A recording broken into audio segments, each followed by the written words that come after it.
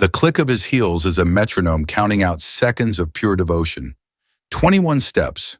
The sound is sharp, precise, a strike against the quiet that blankets Arlington National Cemetery. He turns facing the white marble sarcophagus and stands for 21 seconds. A statue carved from duty itself. His M14 rifle held in the gloved hand farthest from the tomb switches to his outer shoulder in a seamless motion. It's a gesture he's repeated thousands of times, a dance of discipline.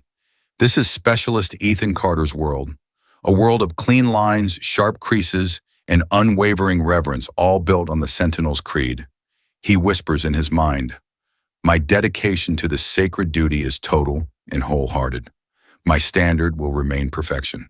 But on this crisp autumn morning, as the sun warms the stone pathways, that perfection is shattered. Near the eastern steps of the Memorial Amphitheater just beyond the sacred plaza, a splash of color screams against the muted tones of stone and memory. It's a chaotic symphony of neon pink, electric blue, and defiant orange, a sprawling graffiti tag. To anyone else, it might just be urban art. To Ethan, it's a desecration. It feels like a physical blow, a shout in a hallowed library. His jaw tightens. The perfection is broken. And in that moment, a new unsanctioned duty is born. To really get Ethan, you have to understand his routine.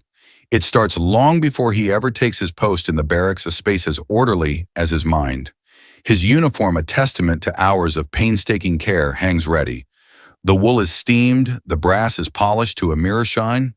The shoes are lacquered towers of black gloss. There's no room for error. This isn't just about looking good, it's respect made visible.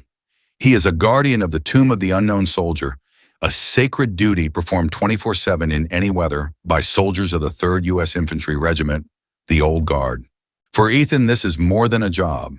It's a silent conversation with the past. As he walks the 63-foot rubber mat, each of his 21 steps echoes the highest military honor, the 21-gun salute. He walks for them, the soldiers known only to God. But he also walks for one soldier, known only to him, his older brother, Sergeant David Carter, whose grave is in a cemetery too far away to visit. So he walks here. He pours all his unspoken grief, his pride, and his loss into this perfect repeating ritual. He doesn't wear a rank on his uniform. It's a tradition, making sure the guards never outrank the unknowns they protect. This anonymity suits him. Out here, he isn't Specialist Carter. He's an eternal sentinel, a living symbol of a nation's promise to never forget. His world is one of solemn peace, and respect is the only language spoken. He is its most fluent orator. The discovery of the graffiti cracks the foundation of his world. He stands before it off-duty, but still in the mindset of a guardian. The art, he has to admit, is skillful. The lines are clean, the colors blended with a professional touch. A stylized signature, Maya, is woven into the design, but the image itself feels so profoundly wrong, splashed carelessly near a place that represents valor, victory, and peace. It's a violation not of a rule, but of a covenant. His first instinct is pure protocol, reported. A maintenance crew would be dispatched, the wall would be scrubbed, and order would be restored. But as he walks away, the image of the vibrant colors burns in his mind. Just erasing it feels incomplete. It's like treating a symptom without finding the cause. The disrespect, the casual thoughtlessness of it, that's what needs to be addressed. Who could stand so close to this sacred ground and feel nothing but an urge to leave their own mark? A war starts inside him, a conflict between the soldier who follows orders and the brother who wants justice. His life is built on rigid rules meant to remove personal feelings from his duty, but this feels personal. The graffiti is a stain on the memory of the unknowns, and by extension, a stain on David's memory. He's a guard. His creed demands eternal vigilance. Does that vigilance stop at the edge of the rubber mat, or does it extend to the very idea of respect itself? He thinks of the artist Maya. The name is a clue, a thread. To follow it would be to step outside his boundaries into a world he doesn't know. The thought is terrifying for a man defined by rules. But the thought of doing nothing is unbearable. The decision solidifies hard and clear as the marble he guards. He would find her. Ethan's hunt for Maya is as meticulous as his walk. He approaches it like a mission, returning to the wall with a private notebook. He photographs the tag from every angle, zooming in on the signature, noting the specific shades of paint. As a tomb guard, his powers of observation are razor sharp. His first stop is a specialty art supply store in Adams Morgan, a neighborhood exploding with murals. He leaves the sterile, ordered world of the base and steps into chaos. Music spills from storefronts, and every wall is a canvas. In his simple civilian clothes, Ethan feels like a black and white photograph in a technicolor world. Inside, the air smells of aerosol and turpentine. He shows the photos to the clerk, a young guy with paint-stained fingers. "Yeah, that's quality work," the clerk says, looking at the image with an appraising eye. "The fade on that blue is clean." "You need some iron lac for that." Ethan shakes his head. "I'm trying to find the artist. Do you recognize the tag Maya?" The clerk's friendly vibe cools a bit. The street art world has its own codes, and anonymity is a big one. Tags are tags, man. People like their privacy. Ethan presses his voice calm but firm. "This was painted near Arlington Cemetery." The clerk's eyes widen. "Oh, bad spot." "Really bad spot." He hesitates, then seems to read the quiet intensity in Ethan's eyes. "Look, I don't know Amaya personally, but that style, there's a meetup, kind of an informal gallery under the Key Bridge on the Georgetown side. A lot of the best artists practice on the retaining walls there. If you're going to find someone with that skill, that's where I'd start." Ethan thanks him and leaves, feeling the thread tighten. He's moving deeper into her world.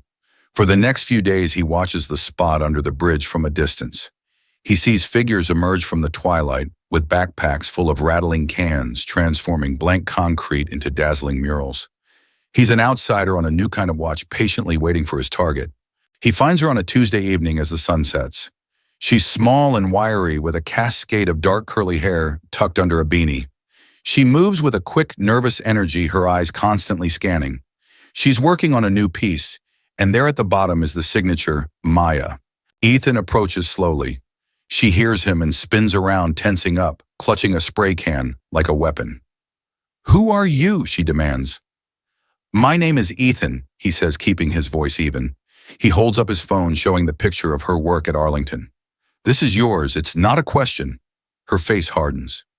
"So it's a wall. I paint on walls. It's what I do." "That wall is different," Ethan says, his voice low. "That place, it's different." Maya scoffs. "Different how?" "Because some old guys in suits decided it was. It's all just concrete. I'm just making it a monument to something real, something alive. Not just silence." That word silence hits Ethan hard. That silence is respect. He says his words tighter than he intended. "It's for the people who gave everything, who lost their names and their futures, so you could stand here and do this." Respect. Maya laughs, but there's no humor in it. "You want to talk about respect? What about respecting the living? The people forgotten? Now my art is a voice for them. It's loud and messy because life is loud and messy. It's not quiet and clean, like your little soldier statues." "You don't understand sacrifice," Ethan says, his control finally starting to fray. "And you don't understand art," she shoots back, her eyes blazing. "Art is supposed to be a sacrifice. It's supposed to challenge people, not make them comfortable." The argument hangs in the air. Ethan looks at her, at the passion and anger in her face, and he sees not a vandal, but a soldier in a different kind of war. And in that moment, the wall he's built around his own grief crumbles. "I do understand a sacrifice," he says, his voice suddenly quiet, stripped of all anger. It's just him. He takes a slow breath, and the story he's held inside for years spills out. "I have a brother, Sergeant David Carter. He was 2 years older than me. The hero. He was brave, funny. He could make anyone feel like they were the most important person in the world." Maya's defensive posture softens. She lowers the spray can and listens. "He deployed to Afghanistan. He wrote me these letters full of stupid jokes. Never talked about the bad stuff. He was protecting me even from over there. In his last letter, he talked about the silence between patrols, how it was the hardest part, too much time to think." Ethan's voice grows thick. "He was killed by an IED. There wasn't much left. He came home in a box draped in a flag. He finally looks at Maya, his eyes shining with a pain so raw it makes her flinch. I joined because of him. I became a tomb guard for him. Every step I take on that mat, every second of silence is for him. It's my way of telling him he's not forgotten. That his sacrifice meant something. That silence you painted over. That's his silence. That's the silence of every soldier in that tomb. It's not empty. It's full of everything they never got to say, everything they never got to be. The confession leaves him hollowed out. He's broken his own most sacred rule. He's made his duty personal. Maya is speechless. The face of the rigid soldier has dissolved, replaced by the face of a grieving brother. Her art, her rebellion against silent, cold institutions, suddenly feels so shallow. She wasn't defacing a wall. She was shouting over a prayer. She thought she was fighting for the forgotten, but she had desecrated the memory of the most honored among them. She looks at her own painting of a shattered clock, and for the first time understands what she's broken. The silence that follows is different. It's fragile, human. I didn't know, Maya whispers. I'm so sorry, I saw a symbol of an establishment that I feel ignores people like me. I didn't see a person. I didn't see your brother. Ethan nods, wiping his eyes with the back of his hand, a strange sense of relief washing over him. I know, he says. You see a monument. I see a grave. We're both right. I couldn't let it stand. They talk for a long time as the city lights begin to glow. Maya talks about feeling invisible, about art being the only way she feels she can exist, about fighting for her own kind of remembrance. Ethan listens, and for the first time he starts to understand that honor can take many forms. His is quiet and disciplined. Hers is loud and vibrant. My brother Ethan says, an idea forming.